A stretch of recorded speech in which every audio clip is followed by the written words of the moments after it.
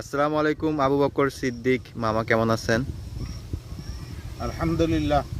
তা আপনার কাছে আমার একটা প্রশ্ন হচ্ছে, কেউ যদি কাউকে অন্যায়ভাবে হত্যা করে এবং সে যদি রাষ্ট্রপতির কাছে ক্ষমা চায়, পরবর্তীতে কি রাষ্ট্রপতি যদি তাকে ক্ষমা করে দেয়, আল্লাহ তাআলা কি আখিরাতে তাকে ক্ষমা করে দিবে? না, কোনোদিনও ক্ষমা করবে না। আমার আমার লোককে আপনি খুন করেছেন, মাফ করে দিবে আরেকজনে, আমি মাফ করলাম না, আল্লাহ কিভাবে ক্ষমা করবেন? আমাকে বুঝিয়ে দেন। আপনি আমার ছেলেকে হত্যা করেছেন, মাফ করার অধিকার আমার, আল্লাহও করবে না যদি আমি মাফ না করি। সেখানে রাষ্ট্রপতি ক্ষমা করে দিবে, সেটা তো বাংলাদেশের আইনকে আমি সম্মান করি।